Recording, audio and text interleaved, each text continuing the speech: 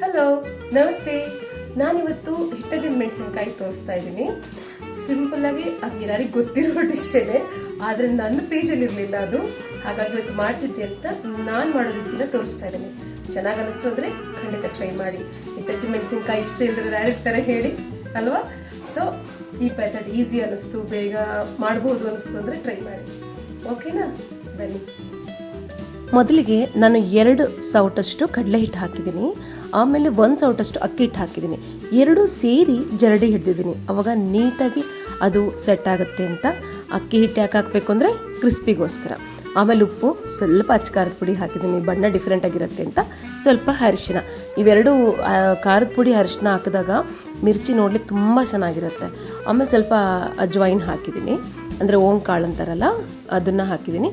ಸ್ವಲ್ಪ ಕಾದಿದ ಎಣ್ಣೆ ಹಾಕೋದ್ರಿಂದ ಏನಾಗುತ್ತೆ ಅಂತಂದರೆ ಗೊತ್ತಲ್ವ, ಅದು ತುಂಬ ಹೌರ ಆಗುತ್ತೆ ಮಿರ್ಚಿ. ಅದಕ್ಕೋಸ್ಕರನೇ ಸ್ವಲ್ಪ ಕಾದೆಣ್ಣೆ ಹಾಕಬೇಕು.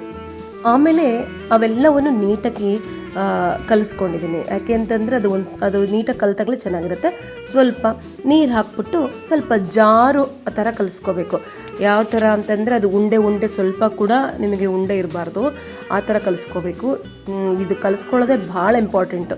ಅತಿ ಗಟ್ಟಿಯಾದರೂ ಚೆನ್ನಾಗಿರಲ್ಲ, ಅತಿ ನೀರಾಗಾದರೂ ಅದು ಮೆಣಸಿನ್ಕಾಯಿ ಹಿಡ್ಕೊಳ್ಳಲ್ಲ. ಆದ ಕಾರಣ ನಾವು ಇದು ಕಲಿಸೋದು ಭಾಳ ಇಂಪಾರ್ಟೆಂಟು. ಮೀಡಿಯಮ್ ಇದರೊಳಗೆ ಕಲಿಸ್ಬೇಕು. ಅಂದರೆ ಯಾವ ಥರ ಅಂದರೆ ನಾವು ಬೆರಳಿಟ್ರೆ ಬೆರಳಿಗೆ ಒಂಥರ ಅಂಟ್ಕೊಳ್ಬೇಕು ಅಂತಾರಲ್ಲ, ಆ ಥರ ಕಲಿಸ್ಕೊಂಡಾಗನೇ ಇದು ನೀಟಾಗಿರುತ್ತೆ. ಆಮೇಲೆ ಇದು ಇದಾಗಿದೆ ಅಂತ ಅರ್ಥ. ಇದು ಪಕ್ಕಕ್ಕೆ ಇಟ್ಕೊಂಡ್ಮೇಲೆ ನಾನು ಕಡಲೆ, ಆಮೇಲೆ ಸ್ವಲ್ಪ ಜೀರಿಗೆ, ಉಪ್ಪು, ಈ 3 ಹಾಕಿ ಮಿಕ್ಸಿಗೆ ಹಾಕಿ ಪುಡಿ ಇಟ್ಕೊಂಡಿದ್ದೀನಿ. ಈ ಪುಡಿನ ಮೊಸರು ಮತ್ತು ನೀರು ಎರಡೂ ಹಾಕ್ಬಿಟ್ಟು ಸ್ವಲ್ಪ ನೀಟಾಗಿ ಕಲಿಸ್ಕೋಬೇಕು. ಯಾಕೆಂದರೆ ಪುಡಿನೇ ಇದ್ದರೆ ಮೆಣಸಿನ್ಕಾಯಿ ಒಳಗೆ ತುಂಬ ದಿಕ್ಕೆ ಇದು. ಓಕೆನಾ? ಸೊ ಇದು ಇದ್ರೊಳಗೆ ಇತ್ತು ಅಂತ ಅಂದ್ಕೊಳ್ಳಿ, ಬರೀ ಪುಡಿ ಇತ್ತು ಅಂತಂದರೆ ಇದರೊಳಗಡೆ ಕಲಿಯಲ್ಲ, ಎಲ್ಲ ಉದುರಿ ಬಂದುಬಿಡತ್ತೆ. ಅದಕ್ಕೆ ಮೊಸರು ಮತ್ತು ನೀರು ಎರಡೂ ಹಾಕಿ ನಾವು ಕಲಸಿ ನೀಟಾಗಿ ಗಟ್ಟಿಗೆ ಕಲಿಸ್ಬಿಟ್ಟು ಆಮೇಲೆ ಈ ಮೆಣಸಿನ್ಕಾಯಿ ತುಂಬಬೇಕು. ಅದ್ರಾಗಿರೋ ಬೀಜ ಎಲ್ಲ ತೆಗೆದ್ಬಿಟ್ಟು ಆಮೇಲೆ ಮೆಣಸಿನ್ಕಾಯಿ ತುಂಬಿದ್ರೆ ಇದು ತುಂಬ ಟೇಸ್ಟಿ ಇರುತ್ತೆ. ಯಾಕಂದರೆ ಜೀರಿಗೆ ಬಿದ್ದಿರುತ್ತಲ್ಲ, ಭಾಳ ಚೆನ್ನಾಗಿರುತ್ತೆ. ವಾಮ್ ಅದಕ್ಕೆ ಹಾಕಿರ್ತೀವಿ, ಅದು ಚೆನ್ನಾಗಿರುತ್ತೆ. ಹಾಗಾಗಿ ಇಲ್ಲಿ ನೋಡಿ, ಈ ಥರ ಕಂಪ್ಲೀಟಾಗಿ ತುಂಬಬೇಕು. ತುಂಬಿದಾಗ್ಲೇ ಅದು ರುಚಿ ಬರೋದು. ಆಮೇಲೆ ಇದೆಲ್ಲ ತುಂಬಿಕೊಂಡಿದ್ದು ನೋಡಿದ್ರೆ ಆ ಥರ ಬೆರಳಿಗೆ ಅಟ್ಕೋಬೇಕು. ಅದು ಅವಾಗ ಅದನ್ನು ಹಿಟ್ಟಾಗಿದೆ ಅಂತ ಅರ್ಥ. ಆಮೇಲೆ ಇಲ್ಲಿ ನೋಡಿ, ಇದು ಮಾಡಬೇಕಾದ್ರೆ ಏನು ಮಾಡಬೇಕು, ಆ ಕಲಸಿರೋದು ಒಳಗಡೆ ಹೋಗಬೇಕು. ಆ ಕಟ್ ಮಾಡಿ ಕಲಸಿರ್ತೀವಿ, ಅದು ಒಳಗಡೆ ಹೋದಾಗ ಏನಾಗುತ್ತೆ, ಬಿಚ್ಕೊಂಡು ಹೊರಗೆ ಬರಲ್ಲ. ಇದನ್ನು ಈಗ ಹಾಕಿದ್ದೀನಿ.